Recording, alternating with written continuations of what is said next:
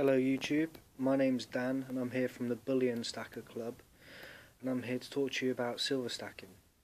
So today I've got a range of coins, some generic and some more collectibles, and I'm going to talk to you about the differences between a collector and a stacker and generally talk about the kind of deals you can get.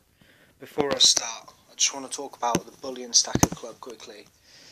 Basically, I've set up a group on Facebook and you need to like the page, so go to Facebook and type in Bullion Stacker Club. We've got about 80 likes so far and people order from there. Basically, we are a VAT-free, cheapest silver in the UK option, so if you're looking to buy between 1 and 10 coins, we are the best option for you. It can save on postage, and basically the concept is the more people that join and buy in bulk, the more savings you will see. Obviously we've got bars, coins, proofs, all that kind of thing, so head over to Bullion Stacker on Facebook, check us out.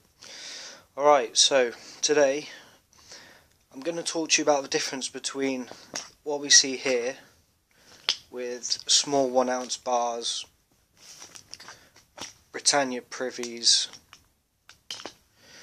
smaller gold bars, and then the rarer coins such as the Bitcoin, old dated pandas, slabbed and graded items, proof sets with a case and certificate, and again more collectible items such as this, which is a World War coin there in a case. So before I go into that, I just want to talk about silver stacking generally a little bit. I haven't been stacking for too long. I've been stacking for about 2 months now, and I generally find there are two types of people. The first one, as a guy called Kino says in his videos, you've probably seen Kino's videos on there, you get the kind of people who are collectors, and they'll go for the rare items such as the turtle, the slabbed, the items that carry a premium, or they might like date runs, for example, so 1990 all the way to 95, they'll buy one of each in those years, compared to the stackers, which are people who buy the cheapest silver they can get in bar form. And yeah, if you know about the silver market and the gold market, if you're one of these who gets into the talk about markets rather than just silver's a saving, or a use of some kind of savings for me personally, you'll understand that there's only 315 million ounces of silver left in the world, and we basically go through 7% of that every 2 to 3 years. So silver is actually more rare than gold. It's a good idea to stack both and keep an eye out on the ratios, and obviously then you'll be able to trade for a profit. So I'm going to talk to you a little bit about what I've bought here. Britannia privies 2014, they go for around £15 on Bullion Stacker. Okay, they're not expensive, they're generic. You'll want to stack a lot of these, and eagles, maples, Philharmonics are a nice coin, but Philharmonics are actually the cheapest because they've got a euro stamp on them. Obviously these are the equivalent of a £2 coin. Very nice. You get tubes of 20 of these. As I say, they're about £15 each. If you go on Bullion by Post, you'll be paying £21 for a single, with today's silver prices. So yeah, Bullion Stacker Club is a lot cheaper, and they're with you in sort of 3 to 5 days, depends on how many you order. They come in tubes like this. It's a good idea to actually keep your tubes on delivery. Just a quick thing, these tubes are worth sort of £3 to £4 on eBay on their own empty, so that's a good little tip. Also in the generic silver, we've got bars. This is one I actually bought off eBay, which is a bit daft, but I got a good price, £16.50 for a troy ounce. Got 2 of these.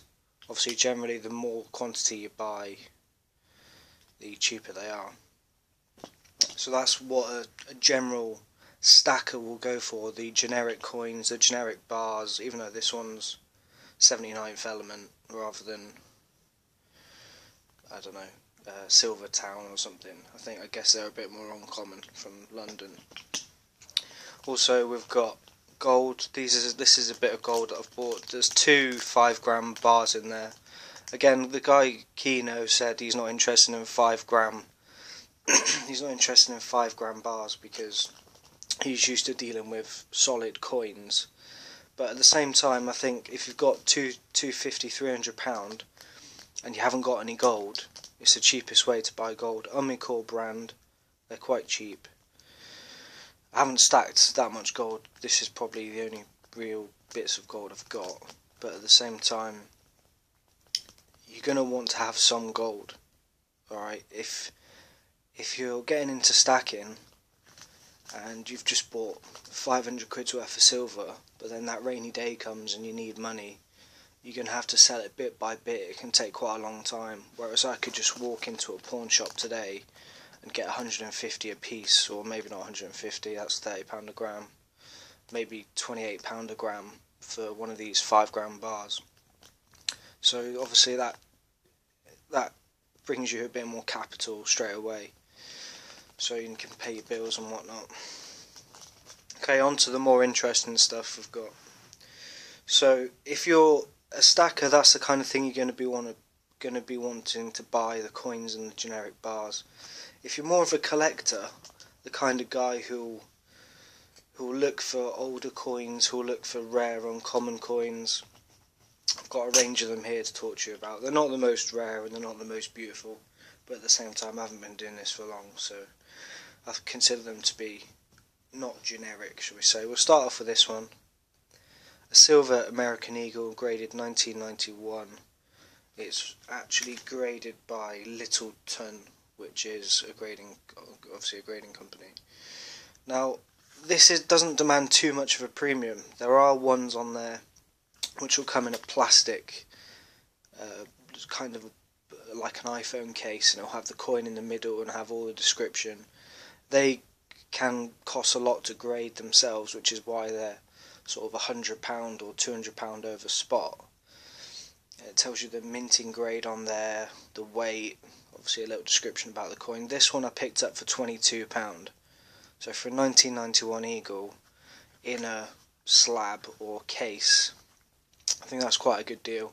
You'll find a lot of coins have some kind of background image on eBay, like the crocodiles, like a 1990 crocodile, or have like a cardboard background with a big image of a crocodile and a little description that can go for £40 to £60. There's different kinds of slabbed and graded coins, but it's good to check them out. They will go up in value. They're nice collectibles. So again, £22, compare that to one of these Britannia Eagles, £15. So, you know, you are paying more. Again, it was on eBay, so that's the slabbed coins. This is probably the rarest coin I own, which is a 1993 Panda. Believe it or not, I only paid £13 for that. £13. It's in the original Chinese mint, Shanghai mint case. And basically this would be worth sort of £50 to a collector who hasn't got a 1993 year. It's really old, it's in brilliant uncirculated condition.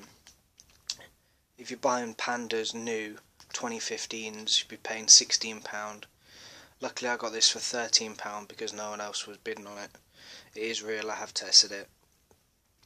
So yeah, that's probably the rarest coin I own. That'll be worth holding on to. I've got some 1987s coming as well, Pandas. So it's a good idea to vary what you buy. Like, if you can buy them for cheap and they're going to be a good investment, then there's no harm in that. Just don't go overboard with, like, the Poseidon coin. I saw that guy Kino talking about £260 for one coin. For a 2-ounce coin as well, it's quite a lot. So just think about it before you buy, obviously.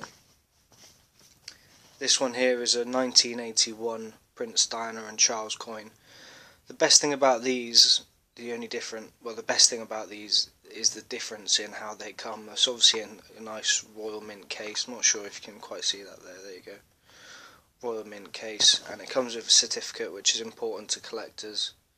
It's quite old, it's a bit tatty. But again, I found this on the local silver stall. There's a silver stall on the market. I paid £22 for that, which is a bit more than going rate for an ounce, troy ounce of silver. But again, they're collectibles. It's from 1981, it's original. If I hold on to that for 5 years, I might make a few pound on it. But at the same time, it's nice to have in your collection if you're into that kind of thing. We've got a Bitcoin, a 2013 Bitcoin. Again, this is more of a personal buy because I'm in the camp that silver will ultimately, the currency will fail. Silver and gold are money, and it's a nice coin. It's got free the people, free the currency. Not, well, Bitcoin itself is another conversation, but it's a nice coin. I paid £30 for that, which is well over spot. It's well over the rarity, but they are quite uncommon and they're a nice coin, so I thought I'd splash out on that one. You're probably not going to make any money on that. If I had to trade it in today, I'd probably get, well, spot plus 3-5% if I'm lucky.